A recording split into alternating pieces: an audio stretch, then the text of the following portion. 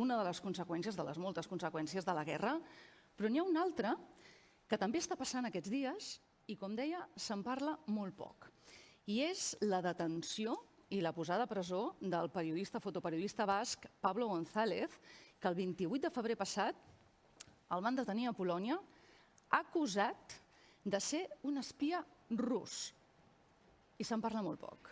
I amb el Jon Iñárritu l'hem volgut portar perquè precisament jo diria que ha estat segurament el diputat més actiu en denunciar, tu i el teu partit, Jon, Bildu, en denunciar aquesta situació del Pablo González.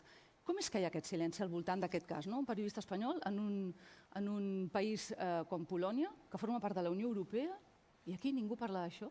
Así es. En primer lugar, es un escandalazo, ¿no? Que en un Estado que es miembro de la Unión Europea hay una persona que lleve más de un mes incomunicado, que no haya podido contactar ni con su abogado de confianza ni con su familia, y al mismo tiempo un asunto que es periodísticamente tan jugoso, algo que tiene que ver con espías, algo muy ligado al cine de nuestros días, pues que no se esté hablando tanto. Y yo decía antes de entrar al programa a varios compañeros que no es casualidad, que no es un hecho que ocurra per se, sino que hay instituciones y algún ministerio que están hablando con algunos medios de comunicación para decir que este asunto mejor no moverlo tanto. Entonces, por un lado, se está vulnerando ese principio de presunción de inocencia y, por otro lado, se está viendo que algunos medios, especialmente en Madrid, pues que tienen una obediencia prácticamente absoluta a lo que son las directrices de algún ministerio, ¿no? Ja, però com pot ser que aquesta persona faci des del 28 de febrer que està detingut en aquest país? És un periodista que estava fent la seva feina, el qui se l'acusa, com si cada dia estiguessin acusant a la gent de ser espies, i tu ets advocat. O sigui, un país pot tenir detinguda una persona sense que el seu país d'origen, per exemple, interposi una denúncia a nivell europeu a les institucions europees per denunciar aquest cas?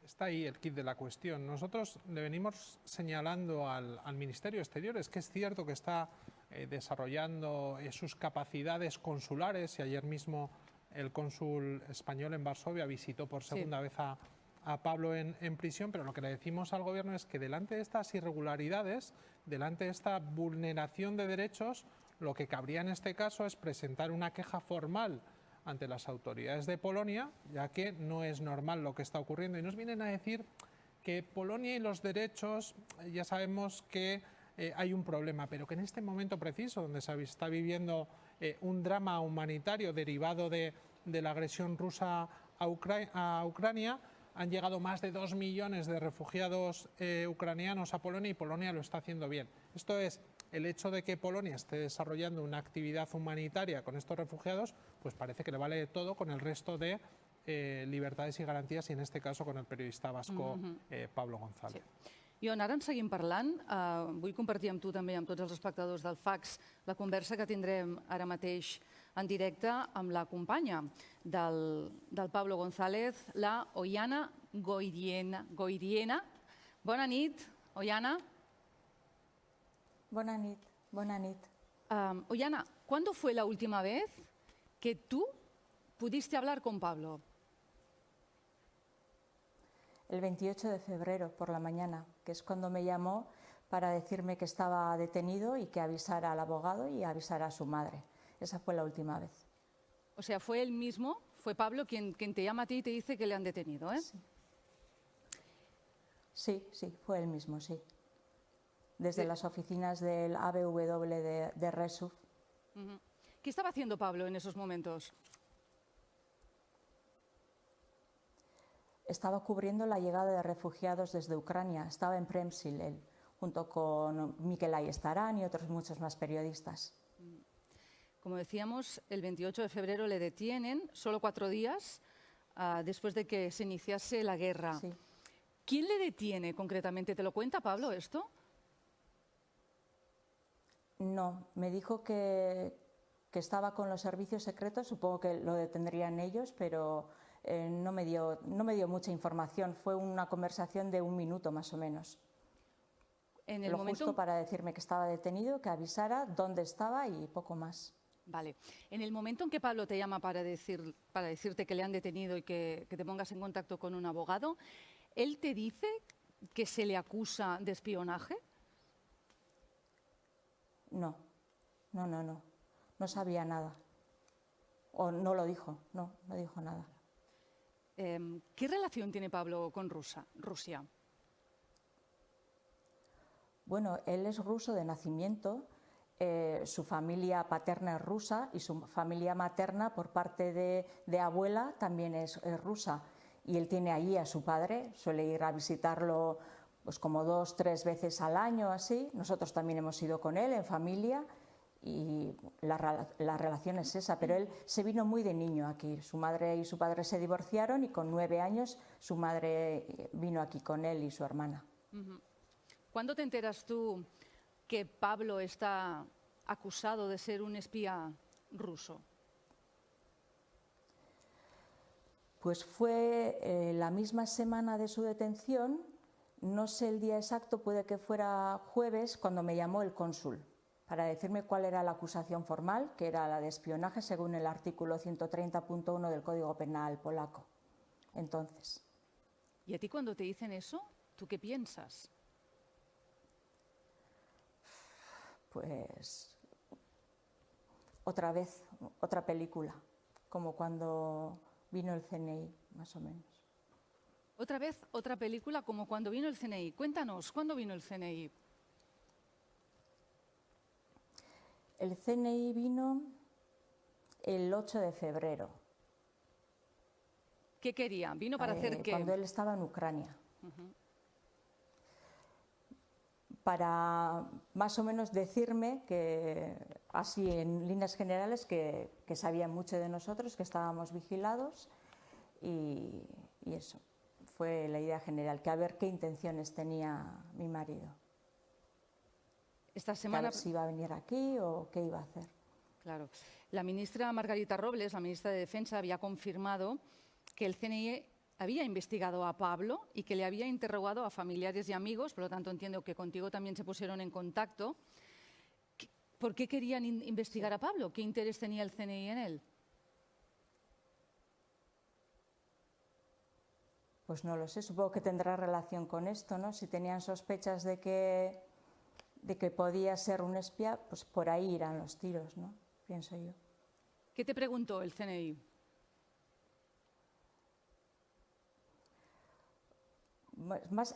No hicieron muchas preguntas, la verdad. La pregunta que más se repetía era ¿qué va a hacer ahora? ¿Va a venir aquí o va a ir a Polonia? Esa era la pregunta que más se repetía. ¿Con quién más hablaron? Aparte de contigo, familiares, amigos, con mucha gente. ¿Lo sabes eso? No. Con su madre y con un amigo, que yo sepa. El 28 de febrero hablaste con él. ¿Desde entonces no has podido volver a hablar con él? No. ¿Te dicen Ni por yo qué? Ni su abogado. Ni tú ni su abogado, entiendo, Gonzalo Boye hablas, ¿eh? Que Gonzalo Boye es el abogado de Pablo. ¿Tampoco ha Sí. podido contactar con él? Sí. No. No, y no sabemos por qué, no nos lo dicen. El cónsul mencionaba que la burocracia en Polonia es muy compleja, es muy costosa, pero eso no explica que llevemos casi 5 semanas sin saber nada, bueno, sin hablar con él, sin un contacto directo con él, porque saber de él sí sabemos a través del cónsul, que le ha hecho 2 visitas. Sí, ahora nos contaba John que la última creo que fue ayer mismo. Pero entonces, cuando vosotros os ponéis en contacto Sí. con el consulado, entiendo que con el ministerio, con alguien del gobierno, digo yo que debéis estar hablando, pero ¿qué es lo que os dicen? No, solo con el cónsul. Solo con el cónsul. Y la explicación del cónsul es que es muy complicado verle. Sí, que la burocracia en Polonia es muy farragosa, pero yo creo que incluso a él le está sorprendiendo lo mucho que está costando acceder a un contacto, a una entrevista, a una visita. Entiendo que le han puesto un abogado de oficio, ¿no? Sí, pero no sabemos nada. Bueno, una abogada nos dijeron que era una mujer.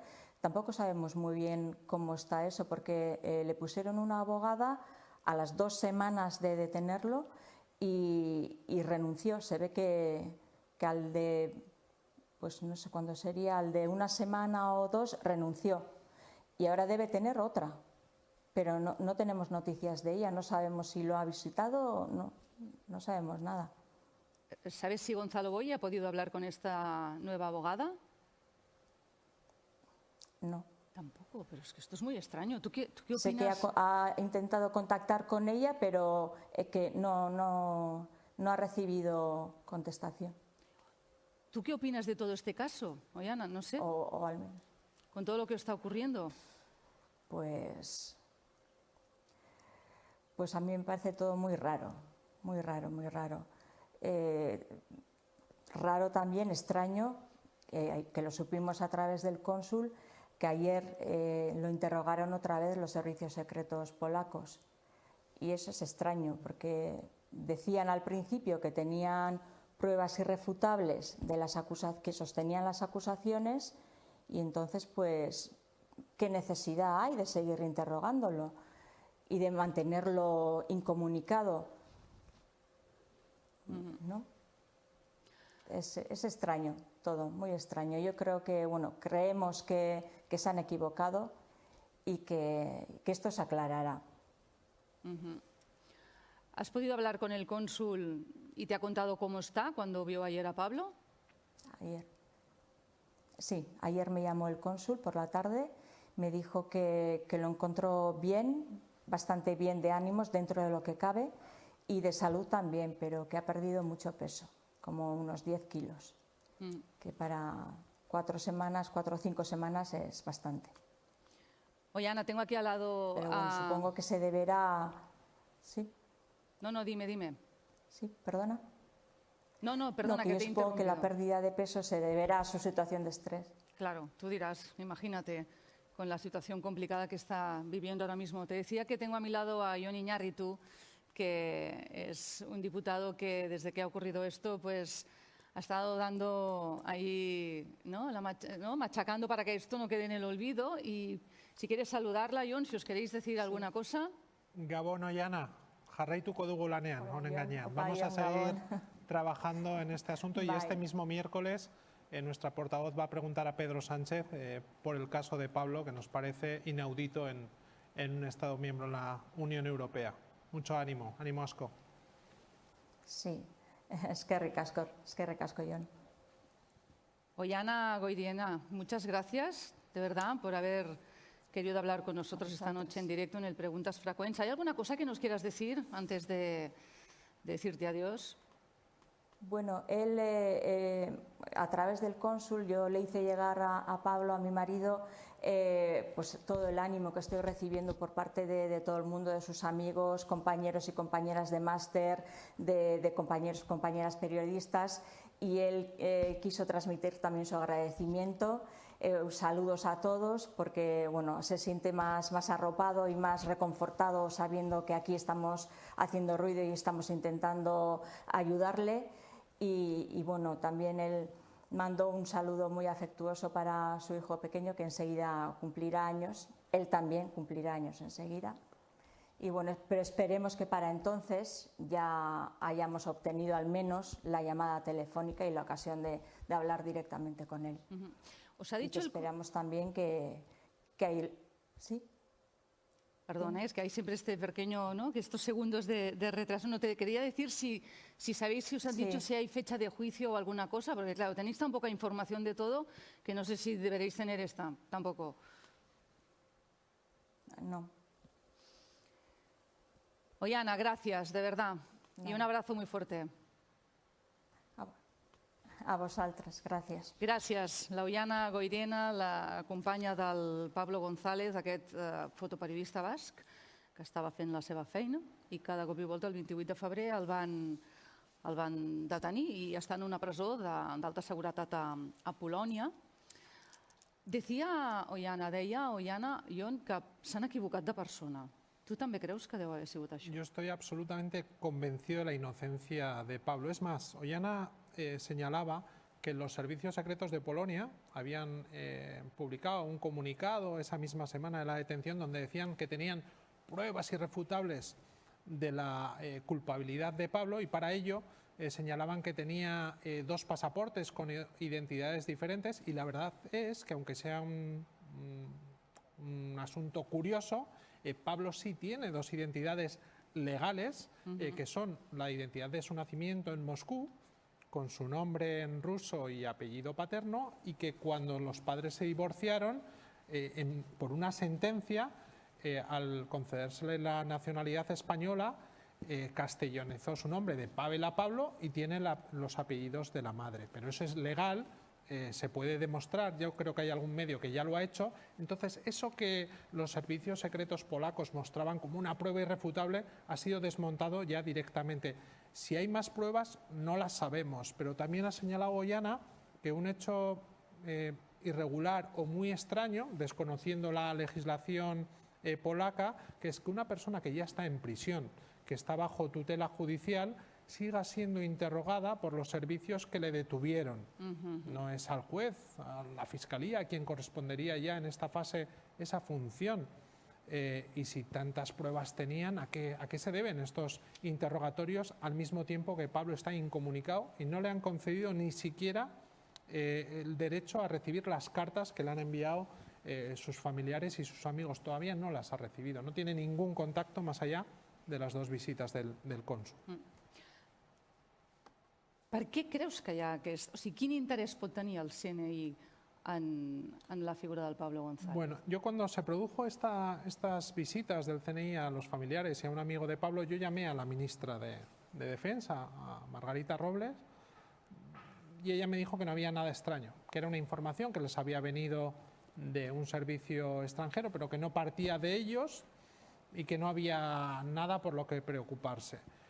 Yo mismo informé al Ministerio de Defensa, porque me lo había pedido así Pablo, que él, porque yo le conozco a Pablo desde hace mucho tiempo, y comuniqué al Ministerio de Defensa que Pablo no tenía ningún problema para reunirse y para declarar con quien fuera, que no tenía nada que ocultar. Es que, ¿en qué cabeza cabe que una persona que teóricamente es miembro de la élite de los servicios secretos militares rusos, una vez de que ha sido quemado, una vez de que ha sido identificado, sigue trabajando como espía y acude a un país con una documentación teóricamente falsa? Es que es absurdo, incluso pensando que es cierta esa teoría. Pues Pablo no tenía nada que ocultar, pero en esas semanas que estuvo en Euskal Herria, antes de desplazarse a Polonia para seguir trabajando, en este caso en la crisis de refugiados, no tuvo ninguna visita, nadie quiso hablar con él y él se había mostrado dispuesto a hablar con quien fuera que tuviera interés de contactarle. Tu saps si el CNI li va recomanar al Pablo que no anés a Polònia? O algú li va dir a Pablo que no anés a Polònia? Hasta donde yo sé, en esas semanas que él comunicó indirectamente, por mí, no sé si por alguien más que estaba dispuesto a hablar con quien fuera, que no tenía nada que ocultar, hasta donde yo sé no recibió ninguna visita, información, llamada, y lo he contrastado con su abogado y me dijo lo mismo, que no tenían ninguna comunicació. Una de les coses que hem sabut també, segons els familiars, ara hem parlat amb l'Ollana, però el CNI ha parlat, no? O s'ha posat en contacte amb familiars i amics del Pablo, alguns han dit que els agents del CNI que els anaven a visitar i parlaven amb ells els deien que l'investigaven perquè el diari Gara estava finançat per Rússia. Bueno, eso suena a chiste si no estuviéramos ante un caso tan escandaloso como es la detención de Pablo, pero cuando le retuvieron, que no detuvieron los servicios secretos ucranianos, que todo partió allí de un sábado a inicios de febrero, cuando estaba en Donbass, en el este de Rusia, le llamaron los servicios secretos ucranianos para que acudiera a la sede central a Kiev. Él acudió, estuvo 2-3 horas hablando con ellos y al parecer algunas de las preguntas que le hicieron era relativo a que fuera colaborador de Gara y a que tuviera una tarjeta de crédito de la Caja Laboral, una caja vasca. Entonces, Esto, al parecer, les dio curiosidad y le hicieron algunas preguntas, pero de carácter ridículo, que él no le dio más importancia a ello. Pero es cierto que tras la visita ya, al cabo de 2 días, de los miembros del CNI aquí en Cataluña y en Euskal Herria, a casas de sus familiares y de sus amigos, él sale de Ucrania vía Estambul, y es cuando vuelve a Euskal Herria y él dice que no tiene nada que ocultar, que le llamen si quieren, pero durante esas 2-3 semanas que estuvo en Euskal Herria ya digo que nadie le contactó ni le llamó. Tu per què creus que el govern espanyol no ha reaccionat amb més contundència a aquest cas? Yo creo que por un lado no se está respetando la presunción de inocencia, porque hay algún ministerio y alguna institución que va diciendo, tanto en algunos medios de comunicación como en algún partido, que hay algo que es algo raro. Yo creo que hay un prejuicio de que Pablo es ruso de nacimiento, y en este momento que estamos viendo la agresión de Rusia a Ucrania, pues no iré tan lejos a decir que hay un poco de rusofobia, pero sí que este elemento lo hace ya sospechoso para algunos, y que por otro lado que quizás el hecho de que sea colaborador freelance de varios medios, en este caso vascos y en otros del Estado como Público La Sexta, pues que quizás en otros medios de comunicación pues esto lo vean como un elemento sospechoso también. Pero ya digo que Pablo es un magnífico periodista y yo invito a la audiencia a que siga en las redes sociales todo el trabajo que ha hecho durante todos estos años en todos los espacios en todos los espacios postsoviéticos, que es un trabajo de mucha calidad, porque él es experto en esa zona, se especializó en ella y la conoce bien. Què creus que hauria d'haver fet el govern espanyol? O què hauria pogut fer ja i no ha fet? Yo creo que ha llegado el momento, hace muchísimo tiempo, de presentar una queja formal ante las autoridades polacas, y además el ministro de Exteriores se ha reunido 2 veces con su homólogo polaco y sé que han hablado de este asunto. El señor Pedro Sánchez se ha reunido también con el presidente de Polonia, y yo creo que es el momento de elevar una queja formal ante una serie de irregularidades de un periodista que lleva más de un mes incomunicado y preso en Polonia. La pregunta que nos hacemos muchos es, si a esto le llega a ocurrir a Pablo en Rusia, ¿estaríamos en la misma situación o no? Yo creo que no, que si Pablo llega a estar en una prisión rusa, la respuesta tanto institucional como de algunos medios, especialmente en Madrid, hubiera sido muy diferente. Bea, Talegón, com ho veus això que ens està explicant el Jon? Pues efectivamente comenzaba diciendo Jon que esto no es casual, y no lo es. Hay un punto que a mí me parece interesante poner sobre la mesa, y es algo que ocurrió en el mes de agosto de 2016. La Fundación Open Society, la fundación de George Soros, publicó un listado de una serie de periodistas, tuiteros, pensadores del mundo de la universidad, 49 personas, entre las que se encontraba Pablo González, que fueron señalados como Pro-Russian Opinion Formers, creadores de opinión prorrusa. En esta lista hay nombres como el de Pablo, como el de Javier Couso, como Javier Morales, Asier Blaz, Facu Díaz o una periodista de televisión española que se llama Pilar Requena.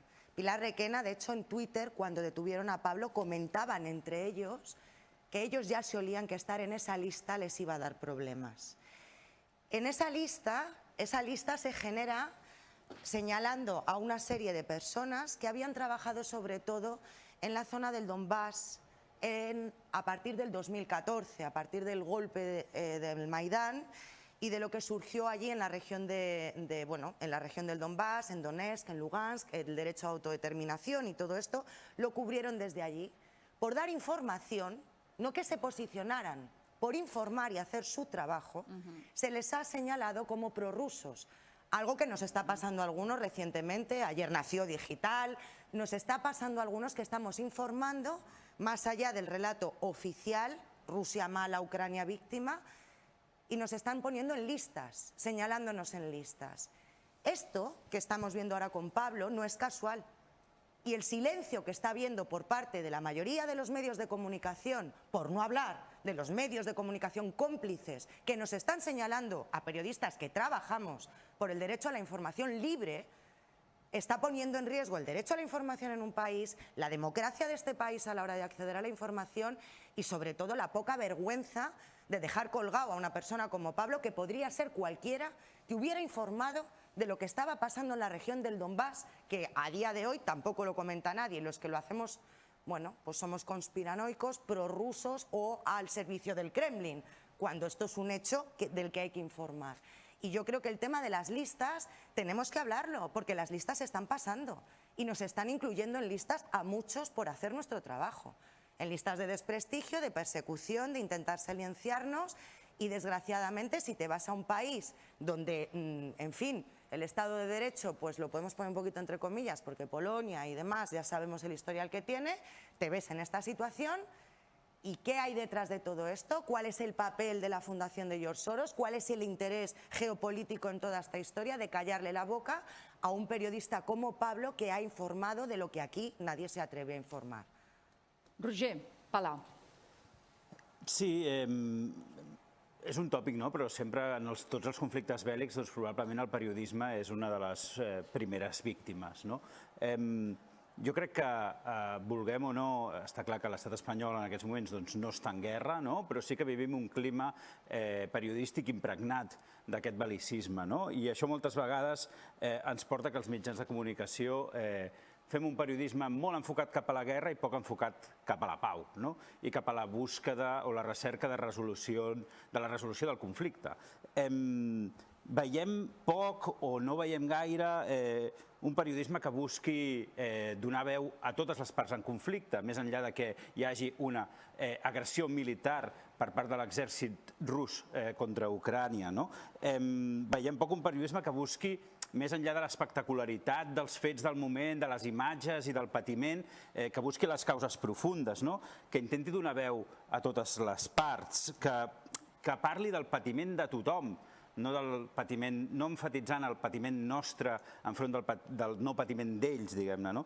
Llavors, aquesta manca d'un periodisme que busqui aquesta profunditat, jo crec que lamentablement és el que ens trobem sempre que existeix un conflicte bèl·lic. A mi m'agradaria també preguntar-li al John, perquè jo crec que un dels episodis més peculiars de tota aquesta situació que estem vivint és aquesta visita del CNI a la família del Pablo González i als seus amics. Jo no sé si és molt habitual que el CNI visiti, arribi a casa d'algú i digui «Hola, bona tarda, som del CNI», i vinc a fer-li unes quantes preguntes i explicar-li una sèrie de coses. Llavors, fins a quin punt, clar, sí, com m'explicaves, sembla que el ministre de Defensa deia que havien anat només a requeriment d'un tercer, però fins a quin punt el CNI pot haver donat credibilitat a aquesta informació dels serveis secrets polonesos? Fins a quin punt hi ha connexió, flueix la informació? És a dir, quin paper juguen aquí també els serveis secrets espanyols, si és que creus que el poden jugar? Es una pregunta muy interesante, ya que estaríamos o podríamos estar ante un caso de indefensión. No sabemos en este momento qué papel ha tenido el Centro Nacional de Inteligencia. Si todo ha sido por solicitud de un servicio de inteligencia extranjero, o ellos también han colaborado de alguna manera o han aportado alguna documentación a esos servicios. Pero en este momento que no se conocen las acusaciones, y el abogado de confianza contratado por Pablo, que es el señor Boyer, muy conocido en Cataluña, no ha tenido todavía la oportunidad de hablar con él. Estamos, ya digo, ante un caso de indefensión.